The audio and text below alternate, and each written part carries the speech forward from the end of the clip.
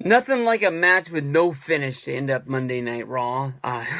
Tonight's Monday Night Raw was main evented by Randy Orton going up against Seth Rollins. This was a part of the Authority, Triple H making his return at the opening part of the show.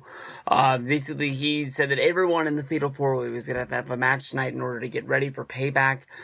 Dean Ambrose went up against J&J Security.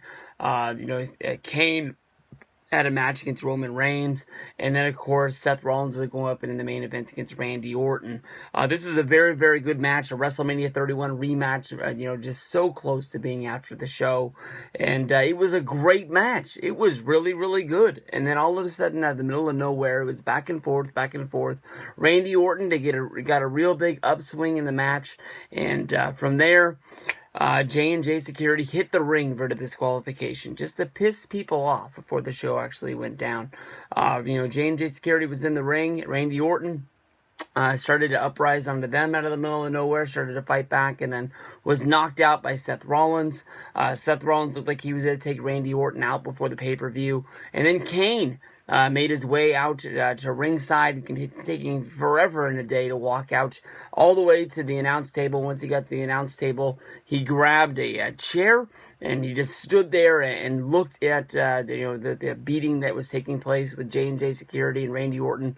J&J Security with Seth Rollins beating up on Randy Orton. After that, then Dean Ambrose and Roman Reigns made the save, running down to the ring, leaving Seth Rollins left in the middle of the ring, 3-on-1, as Kane was on the outside with a steel chair still in hand, unable to move, looking like he wanted to do something, but at the same time, didn't want to do anything at all. He was knocked down to the ground by Dean Ambrose and Roman Reigns.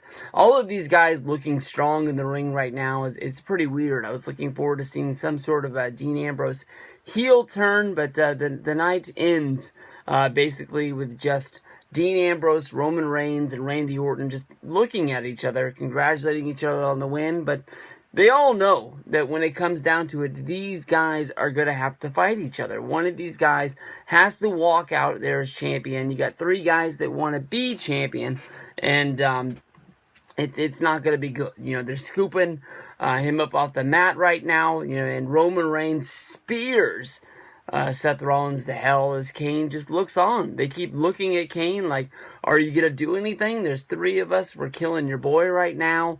Kane's got a look on his face that, I don't know. I can't tell if he likes what's going on or he doesn't like what's going on. But I think that he's going to eat a Randy Orton RKO. I think you need to scoop him up off the mat one more time. Make sure that he takes all three guys' finishers. And, you just leave Seth. When it comes to the pay-per-view that's going to be coming down to Payback, I really think Seth is the only guy that can win this match. I think that Seth Rollins going into the pay-per-view, going up against Brock Lesnar at SummerSlam is the best possible match that you can do, but there's the RKO. And that's going to be it for Monday Night Raw. I'm still thinking that Seth Rollins has to win. He has to become the champion. But, look out for Dean Ambrose. Could be doing some sort of a heel turn. And now, the babyface is just all imploded on each other, with Roman Reigns hitting Randy Orton with a spear. And then, boom, dirty deeds from Dean Ambrose. Now he's going to be the guy that looks like he's going to be leaving strong after he hits Roman Reigns with it. So, everybody, they all turned on each other after this. And I don't think that's the heel turn that I was talking about. But Dean Ambrose is all fired up. He wants to be the man, and we'll see what happens at the pay-per-view.